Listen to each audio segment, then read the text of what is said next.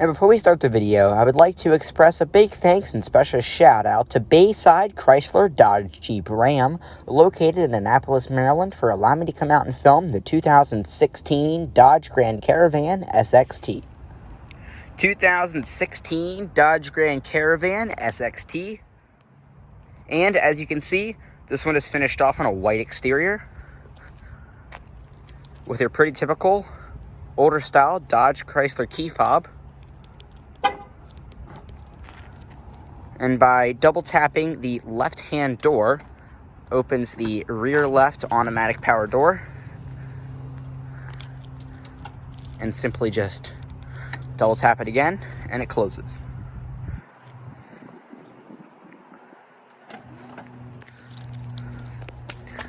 Here's a shot of your P225 65 R17s. These are 5-spoke alloy wheels with black inserts riding on Michelin Energy Saver AS tires. So they are 17-inch alloys. This one does have a black cloth interior with satin silver accenting.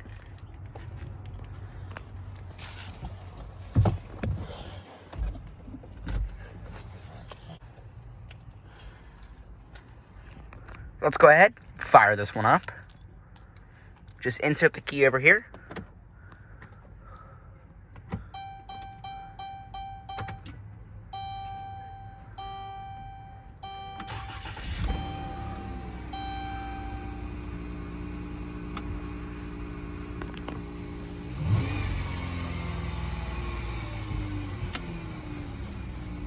Starts up beautiful. Has a 3-spoke leather-wrapped steering wheel, as well as an automatic transmission with your manual shiftability. Flick it to the left to downshift and to the right to upshift. And when you put it in reverse, you do get a backup camera, the floor-mounted parking brake,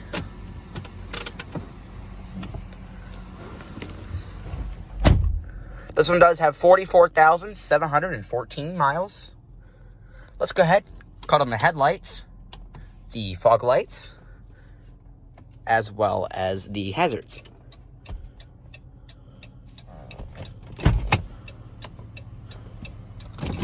Both of the front windows are fully automatic.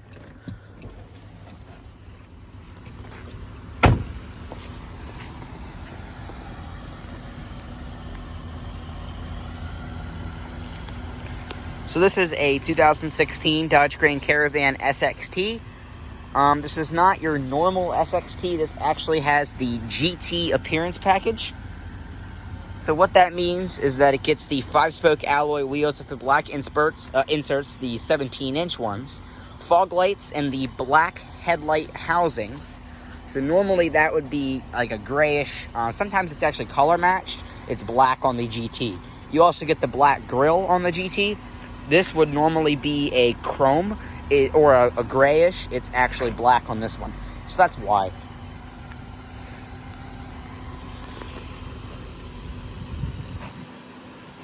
Otherwise, I actually would have pulled up another minivan, another SXT, without the GT appearance package to show you guys the main differences.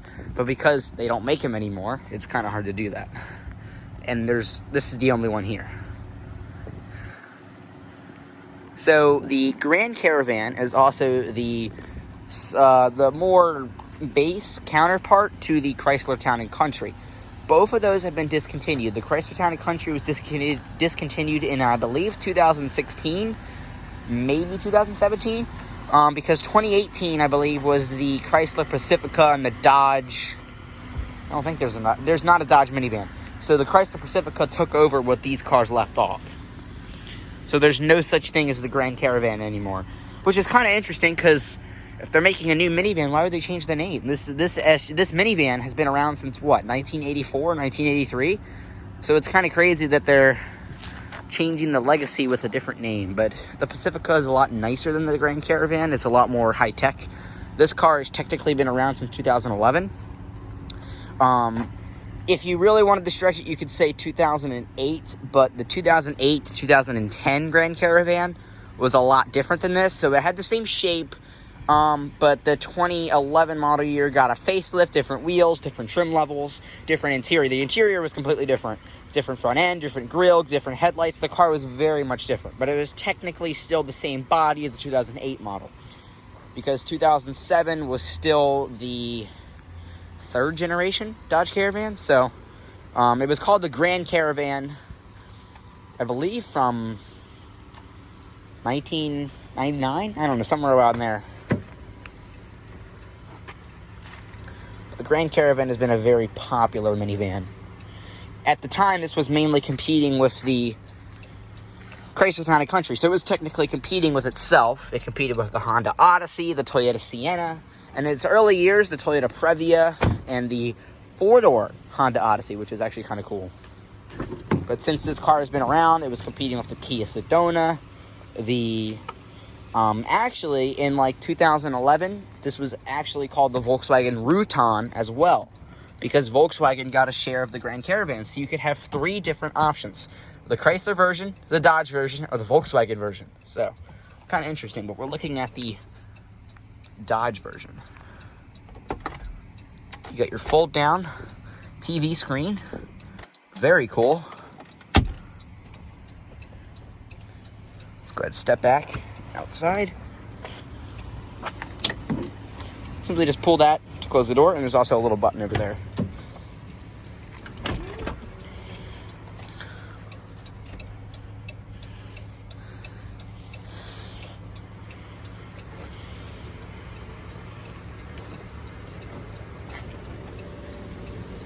So actually, if you see that right there, see how that little window just popped out?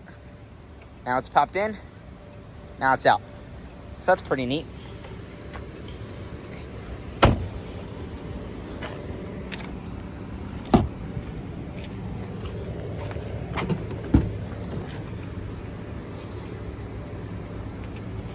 So the load floor is very, very low in this car.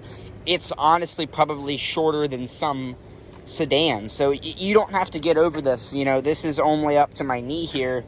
And this is not a big hump to get over, because a lot of SUVs and minivans, they have a giant hump you have to get the trunk over so that you can try and load your stuff in it. That's not the case in this car. All of your floor mats are back here, but you can see you have plenty of space back here. And then simply just pull this. So you actually pull this one. There's one of these you got to pull to make it fold.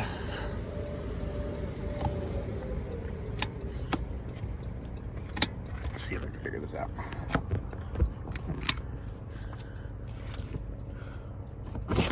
There we go.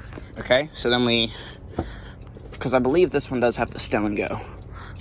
You got to pull it. There you go. Okay, so let's move this floor mat so I don't trap it. So you got to pull this now. What'd I do? Hold on.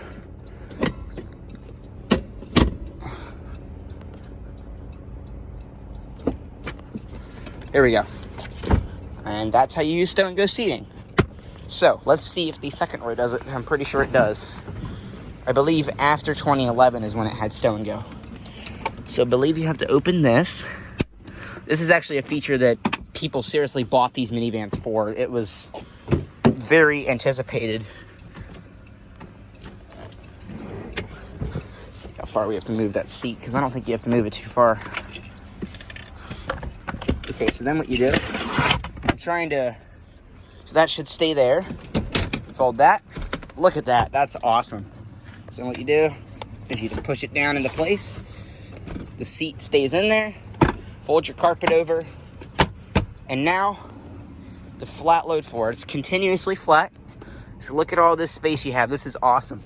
That's the number one feature that these minivans had that people bought them for. This is it's such a good thing to have, because then what you do is you just open up your floor and you grab this here, pull it up,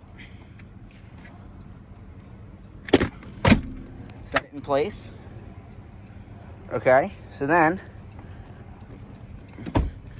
there you go. That's all you got to do. So you actually got to fold that there, fold this inward, and there you go. Look at how easy that took me, like 2 minutes. And now you had a flat load floor. These seats are super clean, very plush cloth, and you get armrest on either side. So that's really nice. And you can just fold it again. So that's awesome. Now the third row, once again, I am 5'7", so let's go ahead and see space-wise. Let's see, fold this headrest up. So footroom is actually not that great, because my feet are kind of trapped in here. But if you kind of sit like this, and you can put your feet out there, then you're good. Knee room is great. I have about 5 inches, but because the backrest is so, like the place you sit on is so elevated, you kind of sit at this weird angle. So unless this seat was far forward, then it's a little bit cramped back here. But headroom is great. I got about 3 inches ahead of me. Knee room is great. Foot room is the only struggle, but other than that, it's perfect. So we'll go ahead and hop back outside so we can close that trunk. And then I'll go ahead and show you guys how you close the door. Just press that, and there's a little sensor so that if it detects somebody's arm or something like that, it won't close itself and then trap somebody. And then you simply just press this button here, and the trunk powerfully closes. That's a great feature to have. And it's actually in a great location. It's actually on the C-pillar here, so that when you're over here loading all your groceries, you can simply just close it, not have to reach all the way up. So for shorter people, that's a great feature to have, and the location is fantastic. And you don't have to keep the seat in that same far back, in the same forward position when you're folding the seats. You only have to do it in the folding process, but when they're completely folded and, in the floor, then you're good, because it's underneath of the seat. Just recline the seat here. So this is Sirius XM radio. It is Chrysler's Uconnect system. Storage here, plenty of storage actually, and this part is removable so you can clean it. It's got this nice little panel. 2 cup holders here. You get 2 cigarette style 12-volt outlets. And you get storage here, and you can actually remove this plastic piece here to clean it as well. You can turn the power on or off, so that lights up and it's on. Traction control off your economy mode, so if you want to try and get better gas mileage, it will make shorter revs and it will do its best to accommodate your request. Twist the dial, max air conditioning. Turn it all the way to the left for AC. It is dual zone climate control. All of your rear controls are right here, your rear fan speed and your rear temperature. The AC is ice cold. Your different zones and your defrost. You can also close the vents. They are also fully adjustable. 2 glove boxes, and this top one has a removable storage piece that you can clean, and it also has a USB port. Your main glove box is down here with your original Windows sticker. Up top, a little mirror as well as your sunglass holder. You can also open the doors and the trunk from up here. And you can actually disable the rear passengers from opening the doors by their buttons. Press that for your map light. There is 2 of them.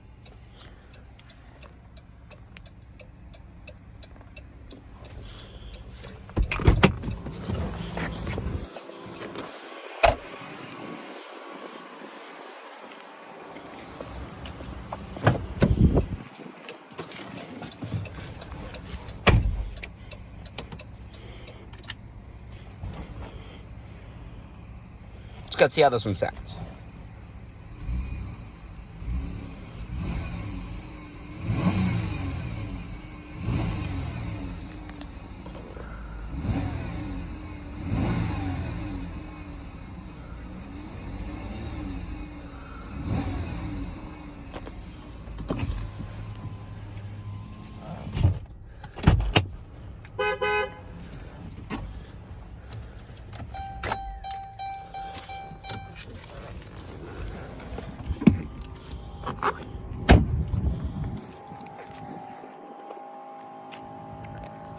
That's going to conclude our in-depth tour, walk-around, startup, and many of the features of the 2016 Dodge Grand Caravan SXT.